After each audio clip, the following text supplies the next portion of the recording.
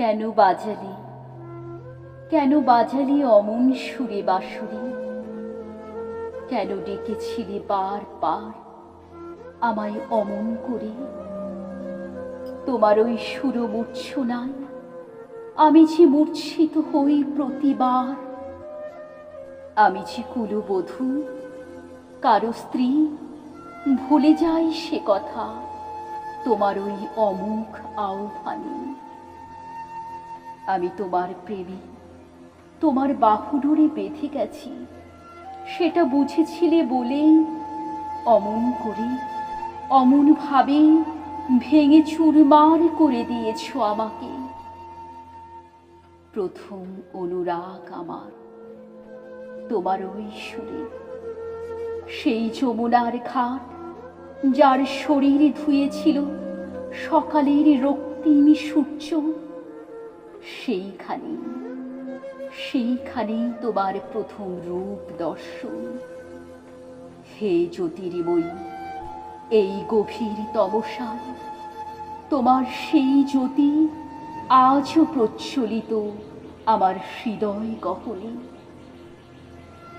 আমি শতবার চেষ্টা করেছি তোমার থেকে দূরে যেতে, কিন্তু পারিনি প্রিয়, আমি পারিনি।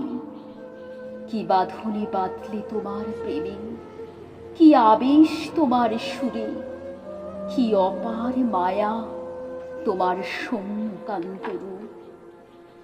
তোমার পাশে বসে মুহূর্তেই আমি ভুলে যাই আমি কে। আমি নিজেকে চিনেছি তোমারই মাঝে, তোমাতেই আমার শূন্যতা, তোমাতেই আমার পূর্ণতা। অসময়ে যখন ডেকেছ আমায়, সমস্ত ভয়, লজ্জা, কলঙ্ক, অপমান উপেক্ষা করে ছুটে এসেছি তোমারই কাছে। এ কলঙ্ক যে আমার ভালো লাগত, বার মন চাইত অভিসারে যেতে, কিন্তু চন্দ্রাবলী কুটিরে যখন রাত্রি যাপন করো, তার নখাগ্রের আঘাতে তোমার সর্পাঙ্গে রক্ত ঝরত, তার বস্ত্র যখন তোমার অঙ্গে জড়িয়ে যেত, আমার হৃদয় জ্বলে পুড়ে ছারখার হয়ে যেত। ভেবেছি তখন তুমি আমার নও, কখনো আমার হতে পারো না। আবার সেই জ্যোতির্ময়ী মূর্তি যখন আমার অভিমানে হৃদয়ে দুপা জড়িয়ে ধরেছ, ভুলে গেছি আমার সব অভিমান, ভুলে গেছি তোমার সব অপরাধ। আজ জানি না কোথায় তুমি।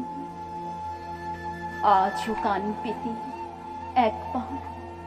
একবার শুনতে চাই তোমার সেই মধুর বংশীধ্বনি।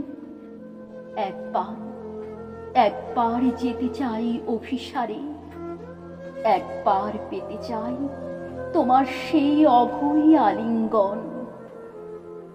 মথুরা গমনের পথে কেন সেদিন চালিয়ে দিলে না আমার উপর দিয়ে তোমার বিজয় রথ? মৃতদেহ দর্শনে তোমার যাত্রা যে শুভ হতো প্রিয়। ফিরে আসার আশ্বাস দিলে, বুঝেছি মিথ্যে ছিল সে আশ্বাস। সেই যে গেলে, আর এলে না তুমি রাজা হলে, রুক্মিণী এলো রূপ নিয়ে তোমার জীবনে। বলো আমি কি রূপবতী নই? সত্যভামার মতো প্রেম কি আমার ছিল না? আমাকে ভালোবেসে তুমি হলে প্রেমিক, আর তোমাকে ভালোবেসে আমি শুধুই কলঙ্কিনী রাধা। বাইরে ঘোর বর্ষা, আর অন্তরে তোমার অবাধ আনাগোনা। মত্ত দাদুরি ডাকিয়ে ডাহুকি ফাটিয়া যাও তু ছাতিয়া, তুমি বুঝবে না প্রাণনাথ, এ জ্বালা বুঝবে না।